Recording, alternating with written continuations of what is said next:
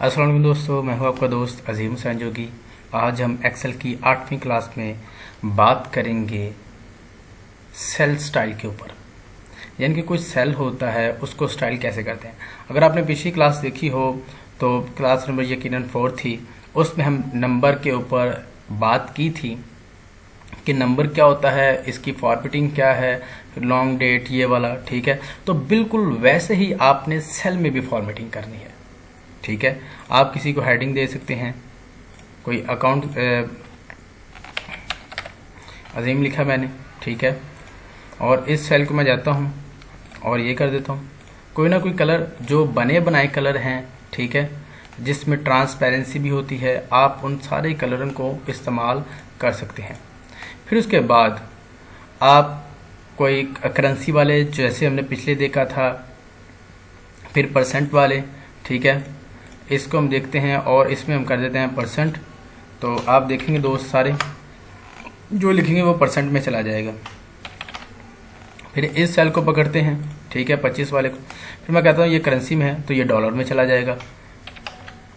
बिल्कुल सिंपल तरीकाकार है, जैसे हमने पिछली क्लास में इस वाली क्लास में हमने देखा था कि सेल को कैसे करते हैं, तो नंबरिंग वाला ये सारा। अब हम देखते हैं कि सेल का न्यू स्टाइल वो कैसे, new sale style and merge new sale style देखते हैं।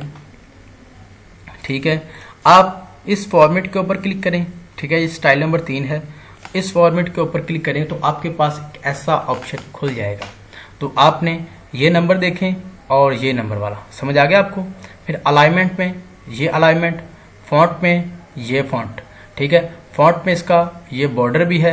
फिर उसके बाद ये फिलिंग के तरीकाकार भी हैं।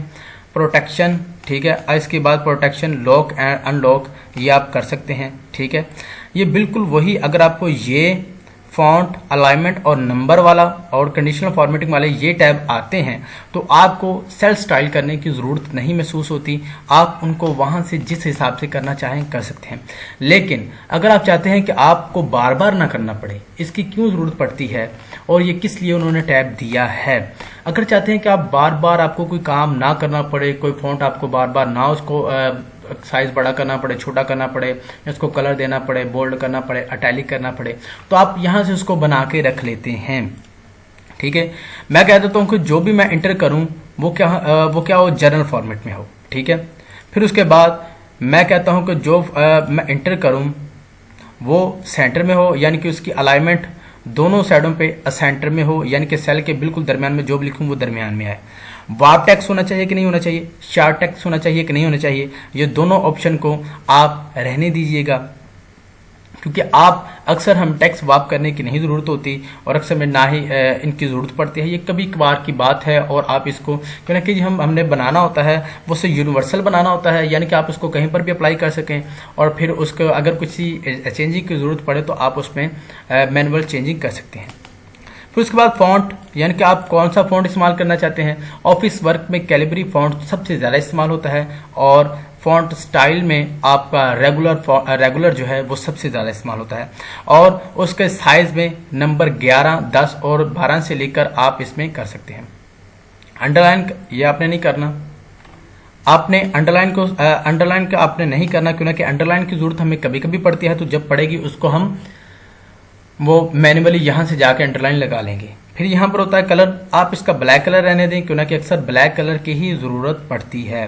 फिर बॉर्डर, आप इसका आउटलाइन का बॉर्डर, ऑल बॉर्डर और ऑटोमेटिक इसका बॉर्डर का कलर, फिर बॉर्डर की लाइन, कौन सी लाइन हमने करनी है यहाँ से वो सिलेक्ट करें। फिर किस कलर का बॉर्डर आपने करना है यहाँ से आप कर सकते हैं, जैसे 1, 2 और 3 मैंने चारों को सिलेक्ट किया हुआ है। तो आप अगर लेफ्ट का नहीं चाहते या टॉप का नहीं चाहते या राइट का, बॉटम का और लेफ्ट का नहीं चाहते, तो आप यहाँ पर इनको जो आपको चाहिए बॉर्डर वैसे रहने दें। ठीक है, क्योंकि बॉर्डर की हमें जब जरूरत पड़ेगी, ये यूनिवर्सल में नहीं आता, यानी कि आप बॉर्डर हर किसी चीज़ पर नहीं लगा सकते, तो आप यहाँ से आप इसको चेक कर सकते हैं। फिर फिल में आता है, फिल भी आप हर किसी को एक जैसा फिल नहीं कर सकते, फिल भी आपने यहाँ से करना है। आप इसको यहाँ से लॉक कर लें या हिडन कर लें, ये आपकी मर्जी है।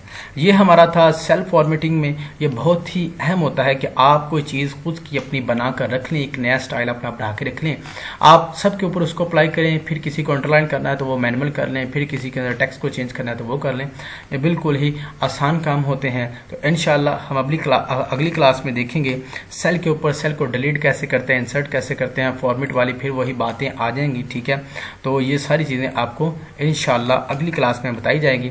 तो तब तक के लिए पुरानी वीडियो को देखिए और बार बार देखें ताकि आपको समझ आ सके, और मेरे चैनल को सब्सक्राइब कीजिए, अपने दोस्तों को बताइए।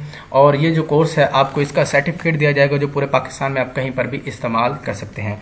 अपने दोस्त को इजाज़त दीजिए। मैं हूं आपका दोस्त अजीम हुसैन जोगी, और सर्टिफिकेट के लिए या किसी और मसले के लिए आप udasjogi@gmail.com पर मेल कर सकते हैं, और इंशाल्लाह इसके ऊपर मेल कर सकते हैं। और अगली क्लास में इंशाल्लाह आपको अपना नंबर भी बता दिया जाएगा, और आप उसके नीचे या डिस्क्रिप्शन में नीचे मेरा नंबर लिखा होगा, आप वहां पर मैसेज भी कर सकते हैं। व्हाट्सअप नंबर भी वही है, आप व्हाट्सअप भी कर सकते हैं और कॉल भी कर सकते हैं। शुक्रिया दोस्तों, अल्लाह हाफिज़।